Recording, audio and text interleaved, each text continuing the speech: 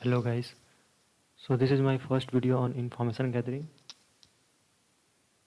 तो यहाँ हम बात करेंगे इंफॉर्मेशन गैदरिंग की, जो कि दो टाइप की होती है, passive information gathering and active information gathering. So अगर हम बात करें सिस्टम की, तो सिस्टम में जब जैसे हम मशीन सॉल्व करते हैं, लाइक कोई प्रैक्टिकल मशीन जब सॉल्व करेंगे वन हब की या फिर हैक द बॉक्स की, तो उस टाइप की मशीनों में हमें मेनली एक्टिव इंफॉर्मेशन गैदरिंग देखने को ही मिलेगी। जैसे वो टूल से की जाती है कि एनमैप हो गया, इनम फॉर लिनक्स हो गया, निक्टो हो गया, इन सब से जिससे हम सर्विसेज फाइंड करते हैं और डिफरेंट डिफरेंट सर्विसेज के वर्जन, पोर्ट कौन कौन से ओपन है जिससे वल्नरेबिलिटी फाइंड कर सकते हैं। तो और डायरेक्टरी कौन कौन सी है जो निक्टो के हेल्प से हम फाइंड कर सकते हैं। सो ये एक्टिव इन्फॉर्मेशन गैदरिंग में आ जाएंगे सब पार्ट। और पैसिव इन्फॉर्मेशन गैदरिंग की बात करें तो ये नॉर्मली आपका ये आपको बग बाउंटी में देखने को मिलेगा कि लाइक ऐसा नहीं है कि पैसिव इन्फॉर्मेशन गैदरिंग हम सिर्फ बग बाउंटी में ही करेंगे। मशीन जब सॉल्व करेंगे उसमें भी पैसिव इन्फॉर्मेशन गैदरिंग करनी पड़ती है, बट मेनली अगर देखा जाए तो वेब एप्लीकेशन में काम आती है पैसिव इन्फॉर्मेशन गैदरिंग। जिससे हम पहले डिफरेंट डिफरेंट मेथोडोलॉजी यूज करेंगे पैसिव इन्फॉर्मेशन गैदरिंग के लिए कि इसमें एक्चुअली होता क्या है कि पैसिव इन्फॉर्मेशन गैदरिंग में जब हम जो इन्फॉर्मेशन गैदर करेंगे उससे इफ़ेक्ट नहीं पड़ता है जो सर्वर होता है, जो टारगेट आईपी होती है या जो भी टारगेट होता है हमारा, उस पर हम ऐसी इन्फॉर्मेशन गैदरिंग करते हैं तो उस पर कोई इफेक्ट नहीं पड़ता, उसको पता नहीं चलेगा कि हम कोई भी अटैकर उस पर ऐसी इन्फॉर्मेशन गैदरिंग कर रहा है। बिकॉज वो नॉर्मली वेबसाइट्स की या फिर डिफरेंट डिफरेंट वेबसाइट के टूल्स, वेबसाइट के हेल्प से हम करते हैं। और पब्लिकली इन्फॉर्मेशन जो अवेलेबल होती है उससे हम ये इन्फॉर्मेशन निकालते हैं। तो ये सर्वर पे कोई इफ़ेक्ट नहीं करता है, बट एक्टिव इन्फॉर्मेशन गैदरिंग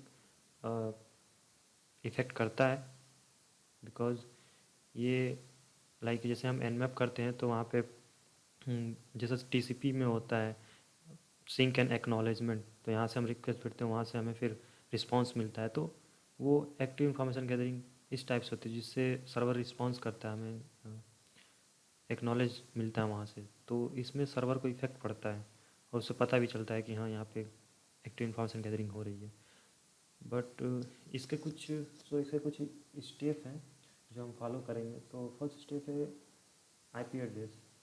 तो मेनली अभी हम पैसिव इन्फॉर्मेशन गैदरिंग पे ही चलेंगे।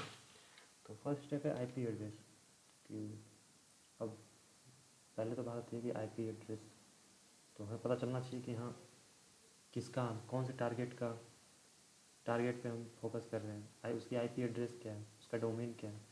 तो आईपी एड्रेस फाइंड करने का तरीका वैसे तो बहुत है, बट नॉर्मली अगर देखें तो फर्स्ट तरीका तो ये हो जाएगा कि मान लीजिए मुझे कोई टारगेट फाइंड करना है तो मैं पिंग करके देख सकता हूँ, पिंग लाइक ट्यूटोरियल CSC.com। तो यहाँ पे हम देख सकते हैं कि ये जो है हमें आईपी मिल रही है पार्टिकुलर डोमेन की। और भी तरीके हो सकते हैं यहाँ पे आईपी फाइंड करने के लिए। सो या फिर अगर हम बग बाउंटी करते हैं तो उसमें तो हमें डोमेन नेम मिलेगा ही, और डोमेन नेम मिलेगा तो उससे हम ये सीएमडी में अपने पिंग करके देख सकते हैं कि उसकी रियल आईपी क्या है। कई कई बार ऐसा होता है कि यहाँ पे अब आपको एक डाउट आएगा कि कई कई बार ऐसा होता है कि हमें रियल आईपी नहीं मिलती क्योंकि वो क्लाउडफेयर से प्रोटेक्टेड होती है। तो क्लाउडफेयर, पहली बात क्लाउडफेयर होता है क्या है, तो एक्चुअली जो सर्वर है वो लोग मतलब यूज करते हैं क्लाउडफेयर को कि हमारा जो मेन मशीन है उसको इंस्टेंसेस बना के क्लाउडफेयर को ऐसे यूज करेंगे कि उसकी जो मेन आईपी है वो हाइड हो जाए और क्लाउडफेयर उसको उस मशीन को इंस्टेंस बना के वो खुद की आईपी शो करेगा। तो उससे उसकी मेन आईपी हाइड हो जाएगी, जिससे हम जो भी अटैकर होगा वो और कोई भी अटैक करता है तो वो उस आईपी पे करेगा जो क्लाउडफेयर की आईपी है। तो इसका मतलब ये नहीं कि वहाँ पे वल्नरेबिलिटी नहीं है, तो वल्नरेबिलिटी तो है, बट हमें मेन आईपी नहीं मिल पा रही है, और हमारे जितने भी अटैक हैं वो पॉसिबल नहीं हो पाएंगे वहाँ पे, क्योंकि वो हम क्लाउडफेयर पे कर रहे हैं और क्लाउडफेयर उसको प्रोटेक्ट करेगा। तो अगर ऐसी कंडीशन आती है तो उसके लिए भी हमारे पास है, जिससे हम फाइट कर सकते हैं क्लाउडफेयर के पीछे की आईपी जो मेन आईपी है। तो उसके लिए एक सर्च इंजन है census.io नेम से। इसमें क्या होता है, हम जब लॉगिन करेंगे तो जो भी डोमेन है उसको जब वहाँ पे सर्च करेंगे तो उसके पीछे की जो आईपी होगी वो यहाँ पे हमें पता चल जाएगा कि रियल आईपी क्या है।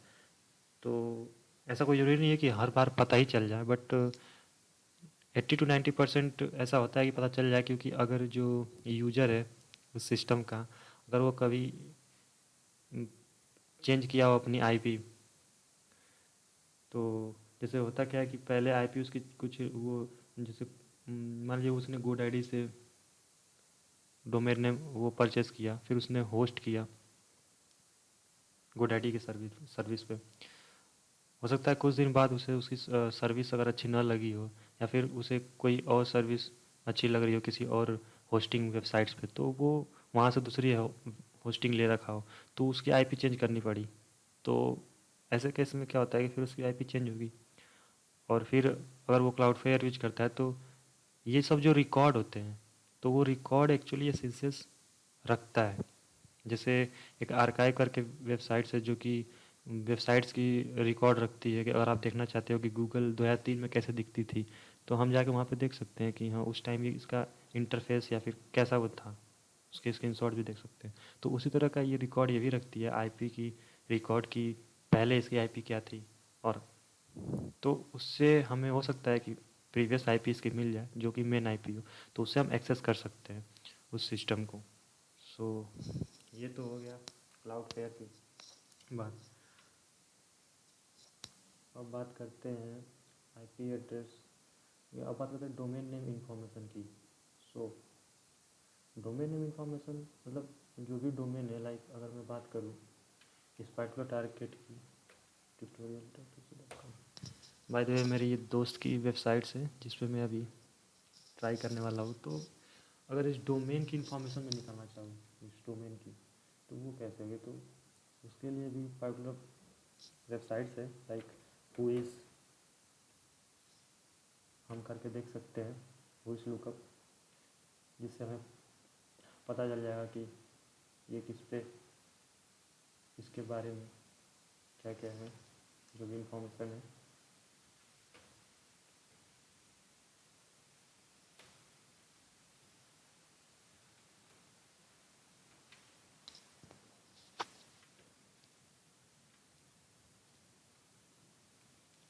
सो यहाँ पे हम देख पा रहे हैं कि यहाँ पे रजिस्ट्रेंट का नाम बाबूलाल यादव है, और यहाँ पे इन्होंने बिग रॉक से ले रखी है ये डोमेन। और जैसा कि हम देख पा रहे हैं ये कब ली गई, ये created on this date. And यहाँ पे तो हमें इनका एड्रेस भी मिल रहा है, महोबा उत्तर प्रदेश। इनकी ईमेल आईडी भी मिल गई हमें। यहाँ पे शायद इनका ये फ़ोन नंबर है जो कि साफ समझ आ रहा है। और the most important part is this कि ये इनकी आईपी है, जिस पे सर्वर की आईपी है जिस पे ऑलरेडी 1595 अदर वेबसाइट होस्टेड है। सो इसे हम नोट करेंगे, ये बहुत ही इम्पोर्टेंट है, इस पर हम बात करेंगे आगे। सो वैसे तो और इसमें ज़्यादा इंफॉर्मेशन मिल नहीं रही है। यहाँ पे हम देख रहे हैं सर्वर टाइप, यहाँ पे अपाची रखा है, सी पैनल दे रखा है इन्होंने। ओके, तो सी पैनल से हम इनका एक्सेस कर सकते हैं, एडमिन पैनल। ओके, तो अगर हमें और डेप्थ नॉलेज इसमें जाननी है तो हम इसके खुद के सर्वर पे, हुइस का खुद का सर्वर, हुइस लुकअप सर्वर होता है। जैसे जिस भी डोमेन से वो जिस भी साइट से वो डोमेन लिया गया होता है उसका खुद का वो हुइस लुकअप होता है, तो वहाँ पे हम सर्च कर सकते हैं। तो अगर ये हम करें, यहाँ पे इनकी इन्फॉर्मेशन हम देखते हैं, कुछ ज़्यादा बताया शायद।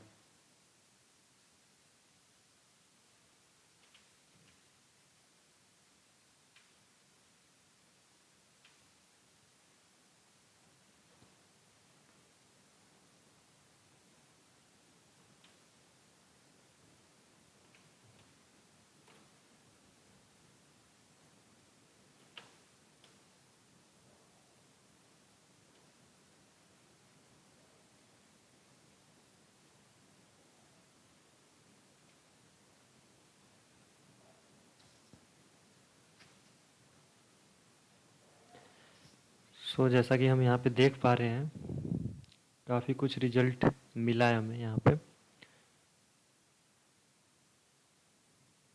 तो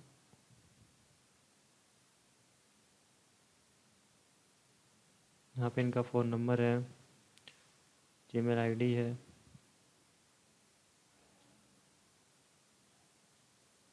सारी कुछ इन्फॉर्मेशन यहाँ पे हमें दिख रही है।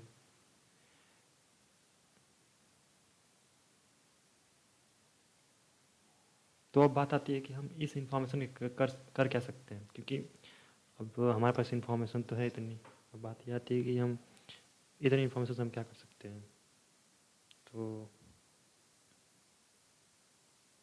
इतनी इन्फॉर्मेशन से हम वैसे तो कुछ कर नहीं सकते, लेकिन अगर एक हैकर पर्सपेक्टिव से देखा जाए तो ये इन्फॉर्मेशन बहुत कुछ है। अगर मान लीजिए हमें अगर इसका एडमिन पैनल मिल गया, लेट्स ट्राई। अगर हमें इसका एडमिन पैनल मिलता है, लाइक हमने देखा वहाँ पे कि सी पैनल, यहाँ पे जैसा कि हमें दिख रहा है कि इन्होंने यहाँ पे सी पैनल का यूज़ हो रहा है, सी पैनल। ओके, सो हम ट्राई करते हैं, शायद यहाँ पे सी पैनल है इनका।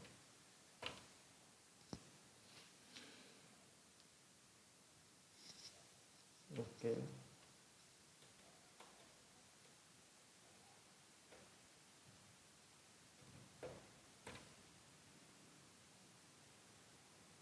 कोई बात नहीं।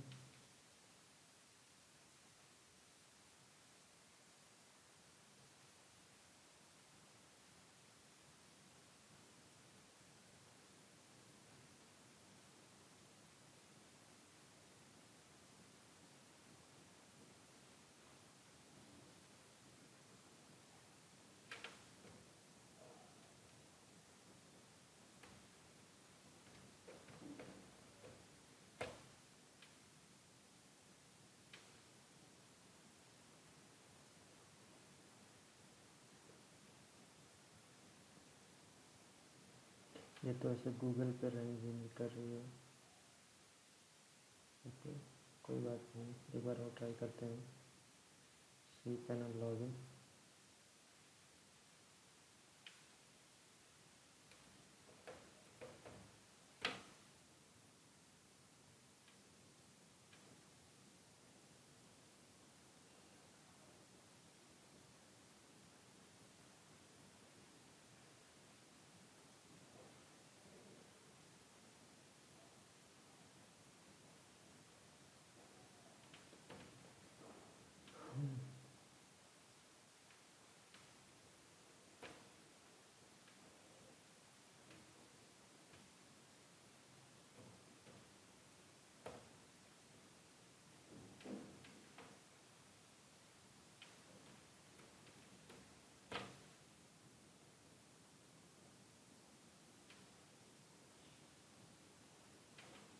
तो जैसा कि हम देख पा रहे हैं यहाँ पे हमें इनका सी पैनल मिल चुका है।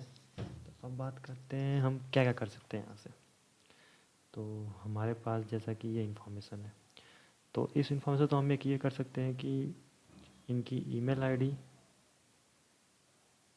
और इनका जो फ़ोन नंबर है, इनसे हम कॉम्बिनेशन बना सकते हैं पासवर्ड का, यूज़र नेम और पासवर्ड का, कि क्या हो सकता है। क्योंकि जनरली लोग यूज करते हैं ईमेल आईडी और फ़ोन नंबर से, तो इनका कॉम्बिनेशन बना सकते हैं, इनके एड्रेस से कॉम्बिनेशन बना सकते हैं, जिससे हम ब्रूट फोर्स कर सकते हैं यहाँ पे। लाइक अगर मैं अलग और एग्जांपल दिखाता हूँ तो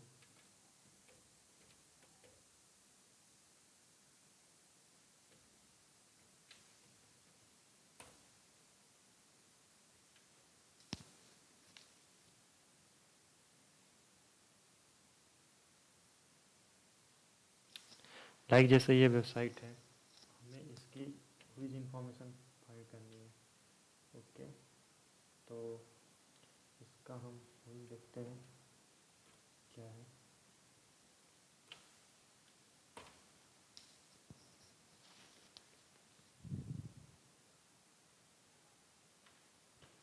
तो यहाँ पे हम देख पा रहे हैं इन्होंने GoDaddy से ले रखा है।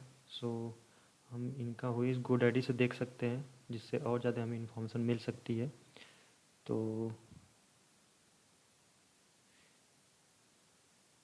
ये तो बात हो गई यहाँ तक कि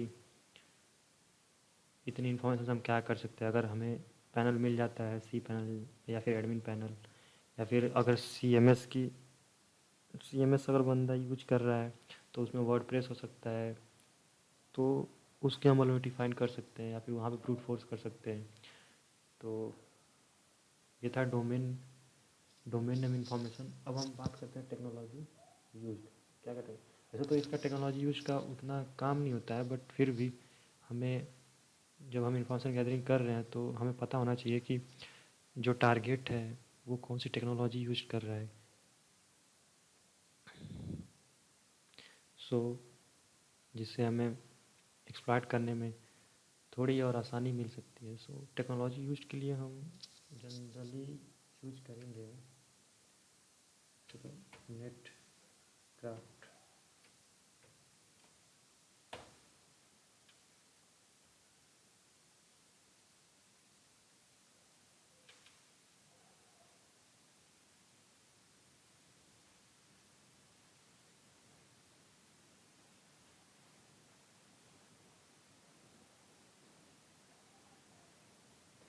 ओके, तो यहाँ पे हम ये ट्राई करते हैं। सॉरी, पहले हम ये ट्राई करेंगे। ट्यूटोरियल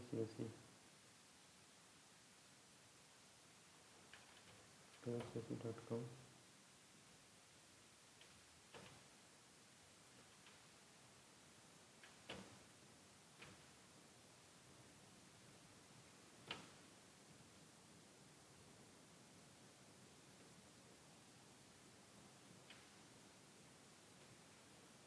ओके,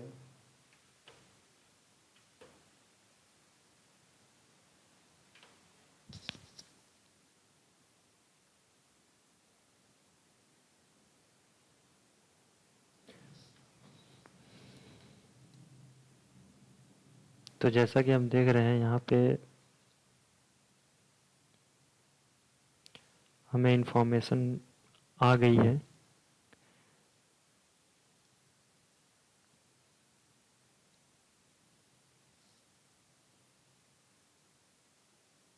तो यहाँ पे हम देख पा रहे हैं कि होस्टिंग हिस्ट्री में ये इनका ओएस जो ऑपरेटिंग सिस्टम जो ये यूज में ले रहे हैं सर्वर, ये लिनक्स है, और web server Apache 2.4.39 cPanel OpenSSL ले रहे हैं ये यूज में। ओके, तो साइट टेक्नोलॉजी यहाँ पे अपाची यूज हो रही है। कंट्रोल पैनल यहाँ पे सी पैनल यूज हो रहा है, ओपन एसएसएल भी यूज हो रहा है। सो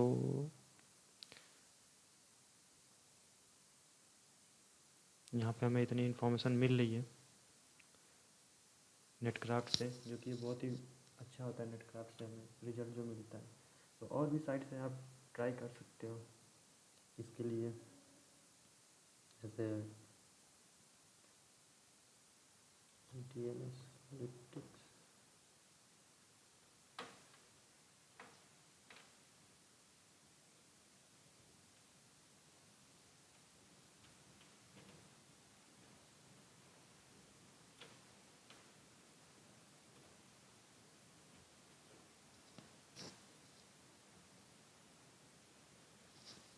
सो ये डीएनएस एनालिटिक्स काफ़ी अच्छी है। अगर जो हम census.io से कर रहे थे, वो यहाँ पे भी अगर हम देखें तो कई बार ये भी बता देता है कि क्लाउडफेयर के पीछे की आईपी यहाँ से भी पता चल जाती है हमें। तो यहाँ पे हमें आईपी पता चल रही है। वैसे तो यहाँ पे क्लाउडफेयर यूज नहीं हो रहा है, बट यहाँ पे अगर क्लाउडफेयर यूज भी होता तो मे भी ये बता देता है यहाँ पे इसकी रियल आईपी। सो काफ़ी अच्छा है ये।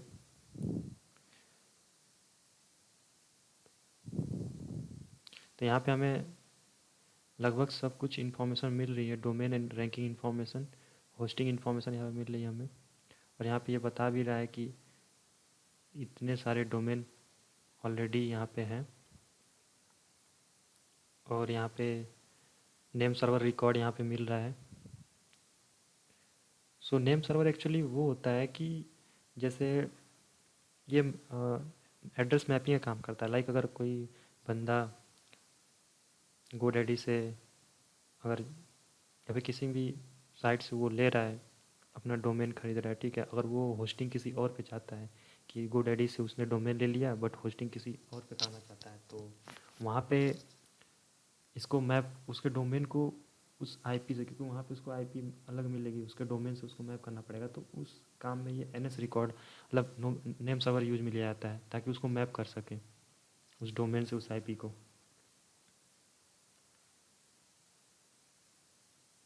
तो यहाँ पे हमें SPF रिकॉर्ड भी देखने को मिल रहा है, और यहाँ पे हमें वेब इन्फॉर्मेशन में हमें ये भी दिख रहा है HTML टाइटल उन्होंने क्या क्या यूज में ले रखा है, C Java Python HTML CSS, जैसा कि हमें C जावा टाइटल में क्या क्या रख रखा है। तो हम यहाँ पे भी देख सकते हैं कि C जावा पाइथन HTML ये ले रखा है। सो यहाँ पे हमें दिख रहा है, और यहाँ पे हमें हुईज इन्फॉर्मेशन भी मिल रही है कम्प्लीटली। सो ये काफ़ी अच्छी वेबसाइट है DNSlytics, इसमें आपको सारा कुछ मिल जाएगा।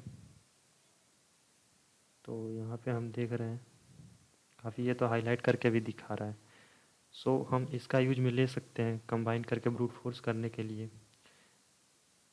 या फिर हम जैसे अगर बात करते हैं कि हम पहले वेबसाइट पर जाएंगे, अब इस इंफॉर्मेशन से हम क्या क्या कर सकते हैं।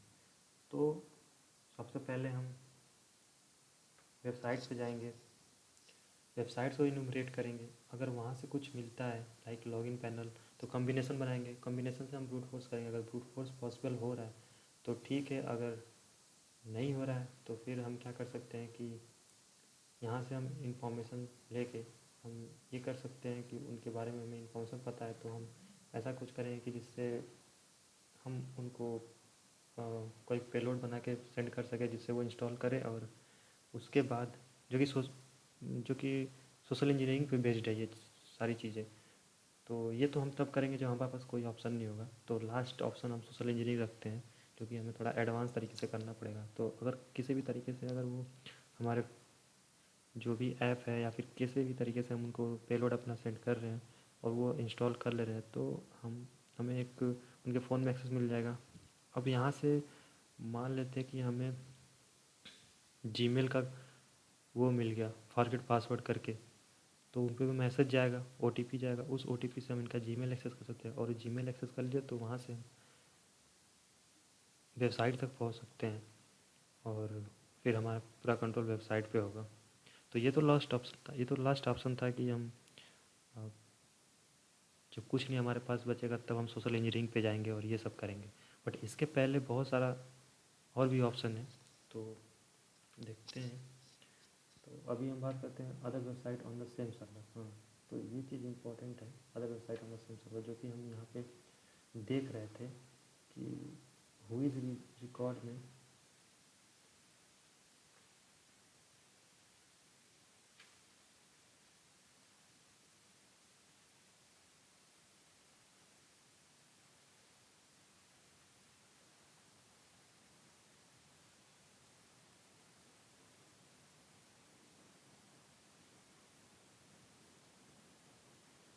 यहाँ पे हम देख रहे थे कि इतना डोमेन ऑलरेडी इस सर्वर पे है, तो उसके लिए हम एक और वेबसाइट है जहाँ पे हम पता कर सकते हैं रिवर्स IP लुकअप।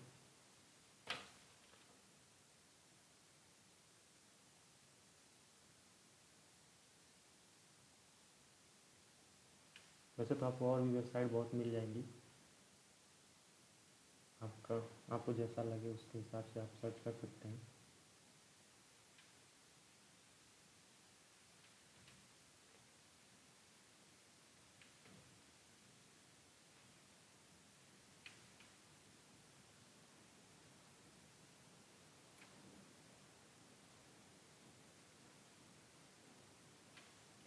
सो यहाँ पे हम देख पा रहे हैं कि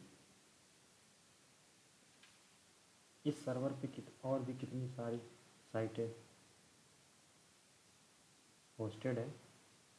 सो यहाँ पे हम इसके IP से भी चेक कर सकते हैं, डोमेन नेम से यहाँ पे, जैसे यहाँ पे IP हमें मिल रही थी ये वाली IP, तो उस IP से भी हम यहाँ पे चेक कर सकते हैं कि उस सर्वर के IP कितने और होस्ट और सर और IP और भी वेबसाइट्स यहाँ पे होस्टेड हैं।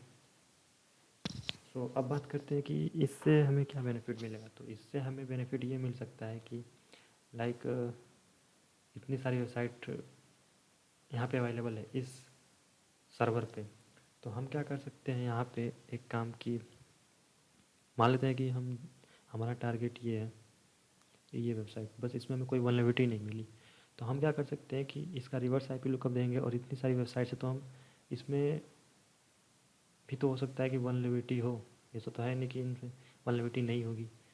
तो इन सब में हम फाइंड करेंगे वल्नरेबिलिटी। अगर किसी में वल्नरेबिलिटी मिल जाती है तो उस वल्नरेबिलिटी का हम यूज करके उस सर्वर तक अगर पहुँच जाते हैं, तो उस सर्वर तक पहुँचने के बाद हमारे पास पूरा सर्वर कंट्रोल होगा, और उस सर्वर पे कंट्रोल करके हम किसी भी वेबसाइट को डिफेस या हैक जो भी है कर सकते हैं। तो लाइक मान लेते हैं कि हमें अब इसमें से हमें एसक्यूएल इंजेक्शन चेक करना है कि एसक्यूएल इंजेक्शन है कि नहीं, जिसके जिसके हिसाब से हम डेटाबेस डंप करा सके या फिर जो भी है फाइल अपलोड कर सके और सर्वर पे कंट्रोल कर सके। तो अगर मैं बात करूँ कि यहाँ पे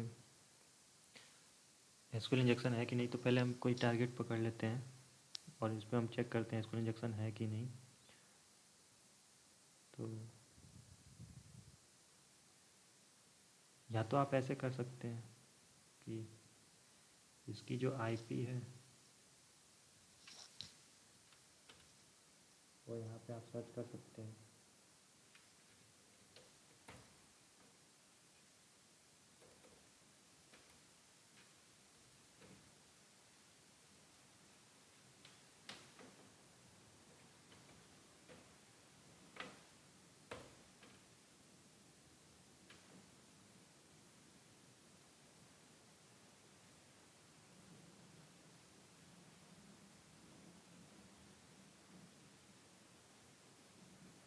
तो यहाँ पे उस आईपी से रिलेटेड जितने भी साइट्स में अगर ये पैरामीटर होंगे तो वो आ जाएंगे। या फिर आपको ये दूसरा तरीका ये है कि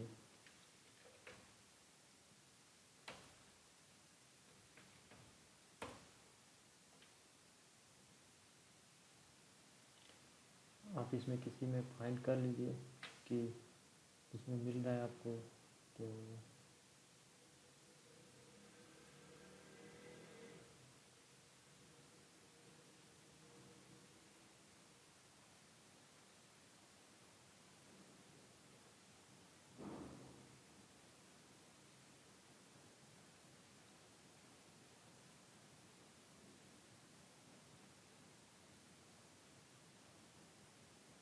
लाइक हम इसको लेके चलते हैं, इस वेबसाइट को। हमें पता करना है कि इसमें स्क्रीन इंजेक्शन है कि नहीं। तो इसको हम गूगल कर लेते हैं, पैरामीटर फाइंड कर लेते हैं इसमें।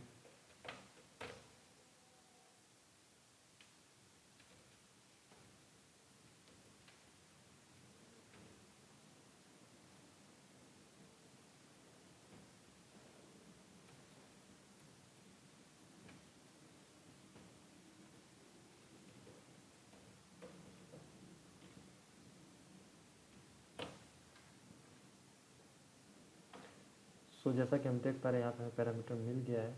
तो हम इसको ट्राई करते हैं।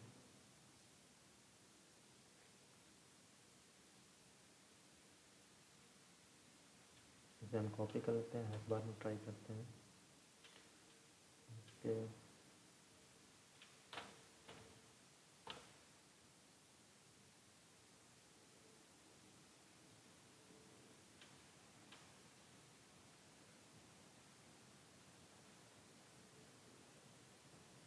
तो हम पहले एरर प्रोड्यूस करते हैं इसमें सिंगल कोट से। और जैसा कि हम देख पा रहे हैं यहाँ पे कुछ कंटेंट हाइड हुआ है, इट्स मीन इसमें एरर है। तो हम डबल कोट्स ट्राई करते हैं, और यहाँ पे हम देख रहे हैं डबल कोट्स पे एरर नहीं दे रहा है। सो इट्स मीन यहाँ पे सिंगल कोट से एरर आ रही है। तो हम सिंगल कोट्स के थ्रू इसे बैलेंस करते हैं और देखते हैं बैलेंस होता है कि नहीं। सो जैसा कि हम देख पा रहे हैं कि यहाँ पे हमारी एरर जो है वो बैलेंस हो चुकी है। सो यहाँ पे 80 to 90% चांसेस है कि एसक्यूएल इंजेक्शन हो सकता है, बट कोई ज़रूरी भी नहीं है, क्योंकि कभी ऐसा होता है कि वो मिसकॉन्फ़िगरेशन से भी शो करता है कि डेवलपर के साइड से कोई मिसकॉन्फ़िगरेशन हो सकती है, तो हो सकता है, बट लेट्स ट्राई।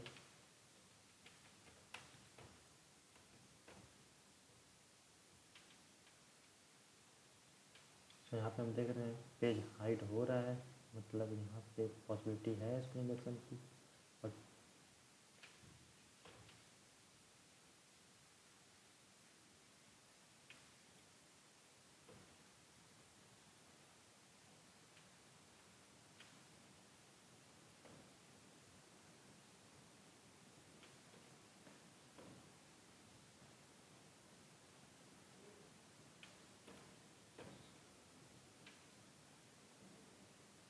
तो जैसा कि हम देख पा रहे हैं यहाँ पे 3 पे काम कर रहा है ये, तो मतलब यहाँ पे 3 कॉलम है।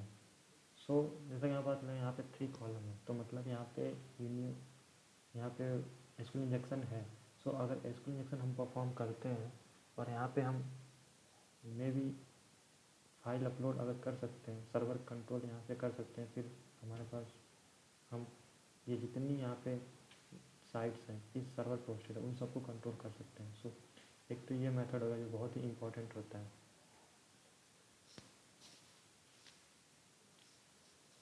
अब बात करते हैं डीएनएस रिकॉर्ड की। तो डीएनएस रिकॉर्ड में क्या होता है कि ये जनरली हमें डीएनएस रिकॉर्ड वैसे यहाँ भी आपको मिल जाएगा।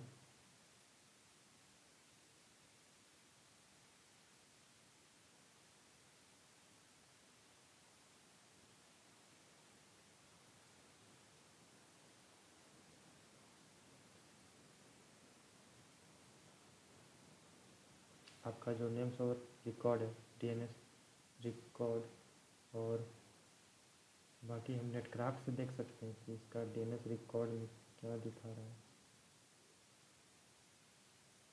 डीएनएस रिलेटेड ये दिखा रहा है आपका नेम्स और organization।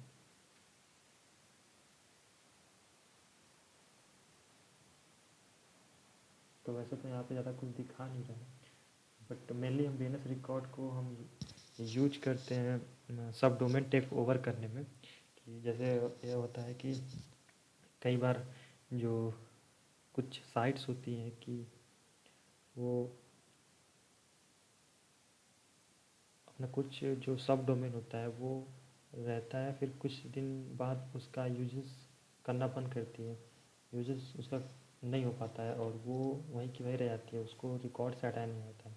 तो कभी हैकर क्या करता है कि उस जो जिसमें जो सब डोमेन वैसे वैसे का वैसा पड़ा है, तो उसको वो खुद की खुद का वो डोमेन लेके और उसको टेक ओवर करता है, जिससे वो उस पर अपना मतलब इस पर अपना पूरा कंट्रोल कर सकता है सब डोमेन, और जिसको हम सब डोमेन टेक ओवर बोलते हैं। सो मेनली यही होता है। अब बात करते हैं सब डोमेन और डायरेक्टरी की। तो सब डोमेन और डायरेक्टरी की अगर बात करें तो इसके लिए प्रोसेस होता है कि जैसे हम अगर डायरेक्टरी की बात कर रहे हैं तो डायरेक्टरी में क्या होता है कि जैसे हम मशीन जो सॉल्व करते हैं, अब ये मेनली डायरेक्टरी जो होता है वो हम फाइंड कर सकते हैं कि जब हम मशीन सॉल्व करते हैं जो वल्नर की हो गई CTF, तो उसमें क्या होता है डायरेक्टरी हम फाइंड करते हैं कि क्या क्या पॉसिबल डायरेक्टरी हो सकती है उसमें सर्वर के अंदर। तो होता है कि कभी कभी सर्वर की इन्फॉर्मेशन भी उसमें आ जाती है डायरेक्टरीज में, और बहुत सारी डायरेक्टरी आती हैं जो उसके अंदर होती है। तो वो हमें कुछ टूल्स हैं जिससे हमें पता चलता है, लाइक डायरेक्टरी बस्टर हो गया,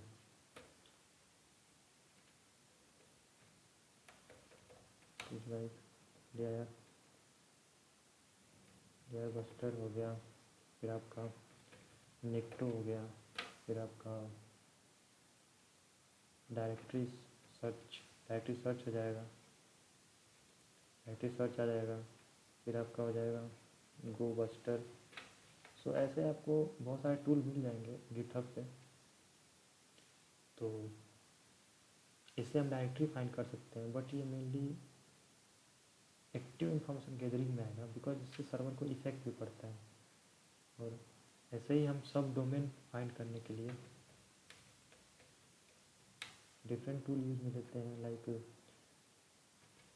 सब लिस्टर टूल हो गया, जो कि हम काली में यूज लेते हैं। गिटहब से इसको डाउनलोड करके हम यूज ले सकते हैं, जिसमें हमें डिफरेंट उसके जितने भी सब डोमेन हो गए वो फाइंड कर सकते हैं। और इसके लिए आपको कोई ज़रूरी नहीं है कि टूल में यूज लो, आप लाइक वेबसाइट से भी कर सकते हो, लाइक टोटल वायरस से आप सब डोमेन फाइंड कर सकते हो। अगर मैं बात करता हूँ टोटल वायरस की, तो ऐसे बहुत सारे आपको ऑनलाइन भी मिल जाएंगे जिससे आप सब डोमेन फाइंड कर सकते हो।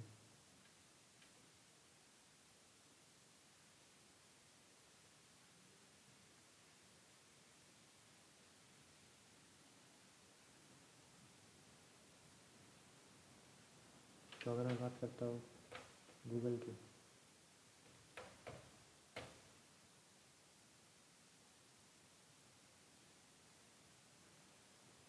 तो जैसे हम यहाँ पे DNS रिकॉर्ड भी दिख रहा है जो हम बात कर रहे थे अभी प्रीवियस, और हुईज लुकअप भी हमें दिख रहा है यहाँ से। ओके, और सब डोमेन की बात करें तो सब डोमेन जैसे देख सकते हैं आप यहाँ पे सब डोमेन हमें दिख रहा है, कितने सारे इसके सब डोमेन हैं। तो हम ये ऑनलाइन भी फाइंड कर सकते हैं, और भी बहुत सारी साइट होती है जिससे हम फाइंड कर सकते हैं। तो ये हमारे पास बहुत ही लिस्ट आ गई, इसमें तो बहुत सारे गूगल के, तो जो बड़ी कंपनी होती है तो खुद का डेडिकेटेड सर्वर यूज करती हैं, तो उसमें तो काफ़ी उनके सब डोमेन होते हैं। सो ये तरीका है फाइंड करने का सब डोमेन। तो इतनी सारी इन्फॉर्मेशन से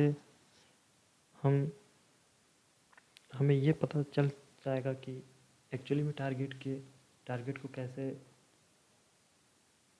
आगे प्रोसेस करना है, उसके साथ कौन कौन से पॉसिबिलिटी हो सकती है। सो इन्फॉर्मेशन गैदरिंग अगर देखा जाए तो हैकिंग का 70% इन्फॉर्मेशन गैदरिंग ही कवर करता है, जिसमें सोशल इंजीनियरिंग इंक्लूड हो के इन्फॉर्मेशन गैदरिंग 70% कवर कर लेता है। बिकॉज हम सबसे इम्पोर्टेंट यहाँ पे कोर्स है कि इन्यूमरेशन इज की। सो जितना ज़्यादा आप इन्यूमरेशन कर पाओगे उतना ही ज़्यादा आपके लिए ईजी होगा टारगेट को एक्सप्लॉइट करने में, बिकॉज सब कुछ इन्यूमरेशन पे ही डिपेंड करता है। जैसे अगर हम मशीन की बात करें, अगर ये तो वेब एप्लीकेशन के पार्ट हम बात करते हैं, अगर मशीन की बात करें, जब भी हम कोई CTF सॉल्व करते हैं या फिर मशीन सॉल्व करते हैं, तो उसमें हम क्या करते हैं कि सबसे पहले इन्यूमरेशन स्टार्ट करते हैं। कोई भी हम कुछ भी किसी भी टारगेट हो या वेब एप्लीकेशन पार्ट का हो या मशीन हो, सबसे पहले हम इन्यूमरेशन करेंगे। हम फाइंड करेंगे कि उसमें एक मशीन में कौन कौन से पोर्ट रनिंग है, ओपन पोर्ट कौन से हैं, उस पर क्या सर्विसेज चल रही हैं, कौन कौन से वर्जन चल रहे हैं, कौन कौन से उसमें सर्विसेज वल्नरेबल हैं, उनकी सर्विसेज वो कौन सी पुरानी सर्विसेज हैं जो वल्नरेबल हैं हो सकती हैं, और उनका यूज करके हम गूगल का यूज करके या फिर काली में और भी बहुत सारे टूल हैं, उन टूल का यूज करके हम उसे एक्सप्लॉइट करेंगे। तो जितनी ज़्यादा हमें इन्फॉर्मेशन होगी, जितना ज़्यादा हम इन्यूमरेशन कर पाएँ, उतना ज़्यादा ईजी होगा एक हैकर के लिए कि वो उस चीज़ को एक्सप्लॉइट कर पाए। सो 70% हैकिंग तो इन्फॉर्मेशन गैदरिंग और सोशल इंजीनियरिंग इन्हीं से होती है। बाकी 30% प्रैक्टिकल होता है, जिसमें हम डिफरेंट टूल्स और टेक्निक यूज करते हैं। बाकी जो मेन चीज़ है वो तो इन्फॉर्मेशन गैदरिंग है। सो जितना ज़्यादा हम इन्फॉर्मेशन गैदरिंग करेंगे, इन्फॉर्मेशन करेंगे, उतना ही बेटर हम अपने सिस्टम को, मतलब टारगेट सिस्टम को एक्सप्लॉइट कर पाएंगे। So this is the video on information gathering and thank you for watching this video. मिलते हैं अगले वीडियो में।